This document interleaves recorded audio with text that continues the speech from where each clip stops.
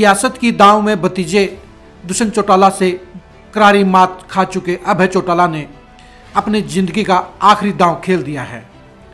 अभय चौटाला ने ऐलान कर दिया है कि वे 24 फरवरी से परिवर्तन यात्रा के जरिए पूरे हरियाणा के दौरे पर निकलेंगे और सभी 90 हलकों का दौरा करते हुए 25 सितंबर को कुरुक्षेत्र में बड़ा ऐलान करेंगे।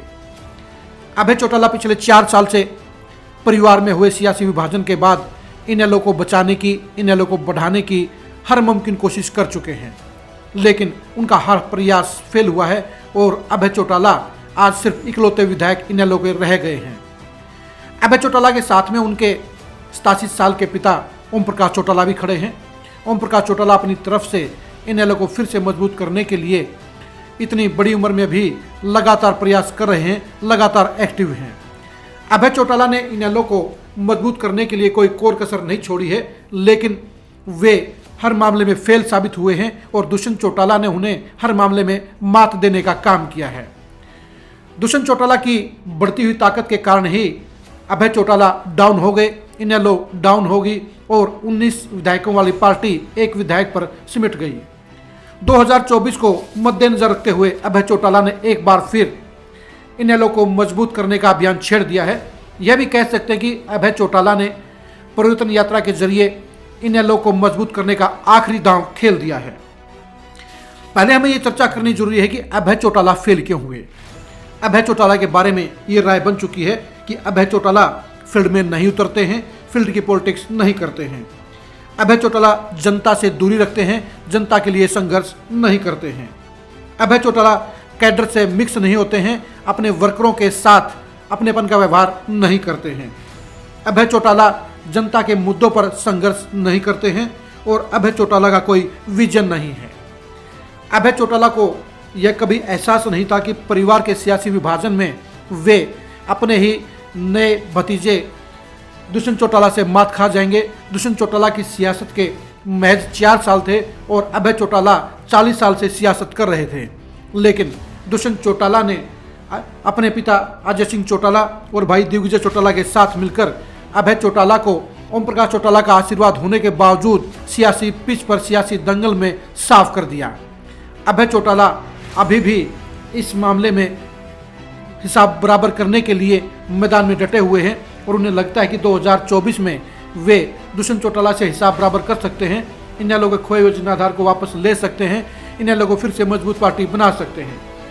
अभय चौटाला और उनके समर्थकों को यह लगता है कि सत्ता में भागीदार होने के चलते दुष्यंत चौटाला के प्रति जाट वोटरों में फैली नाराजगी, इनेलो के पुराने कैडर में फैली निराशा के वे जेजेपी के पाले में जा चुके वर्करों और नेताओं को वापस तोड़ सकते हैं, खोया हुआ जनाधार वापस ले सकते हैं और इसीलिए अभय चौटाला ने परिवर्तन यात्रा का ऐलान किया है।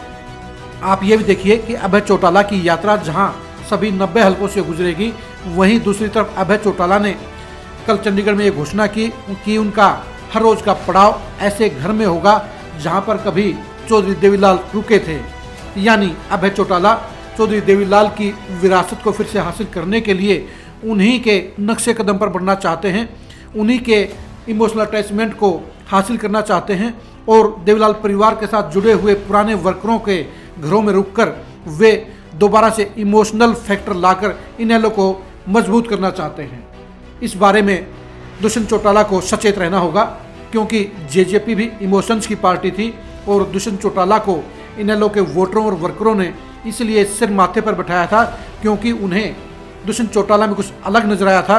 दुष्यंत चौटाला में उन्हें युवा देवीलाल नजर आए थे और इसलिए चंद ही महीनों में दुष्यंत चौटाला फर्श से अर्श पर पहुंच गए और वे सत्ता के हिस्सेदार बन गए।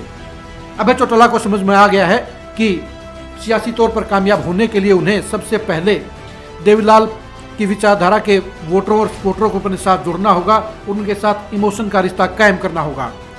इसी से सबक लेते हुए अभय चौटाला ने पूरी यात्रा को, यानी कि हर 90 हल्के के हिसाब से 3 दिनों घुरे हैं, तो 200 दिन में 200 ऐसे घरों में अभय चौटाला रात गुजारेंगे जहां पर कभी जननायक चौधरी देवीलाल रुके थे, जहां पर देवीलाल का सीधा रिश्ता था। इन परिवारों को साथ जोड़कर अभय चौटाला ये दिखाना चाहते हैं कि देवीलाल की सियासी विरासत के वही असली अधिकारी हैं और वही उन लोगों का ख्याल रखते हैं और उन लोगों के साथ इमोशनल उनका अटैचमेंट है। अब देखने की बात यही रहेगी कि अभय चौटाला अपने इस आखिरी दांव पर कितना सफल उतरे हैं, क्योंकि अभय चौटाला के लिए इतनी लंबी पदयात्रा को निकालना, उस पर कायम रखना उनके फिजिकल फिटनेस के हिसाब से बेहद चुनौतीपूर्ण है। अभय चौटाला की यात्रा पर बिल्कुल करीबी नजर रहेगी और अभय चौटाला इस यात्रा से क्या हासिल करते हैं, वो क्या माहौल बनाते हैं, इसके ऊपर भी हम लगातार आपको अपडेट करते रहेंगे। अभय चौटाला की परिवर्तन यात्रा के हर पहलू से अपडेट रहने के लिए आप लगातार खरी खरी न्यूज़ के साथ जुड़े रहिए। नमस्कार।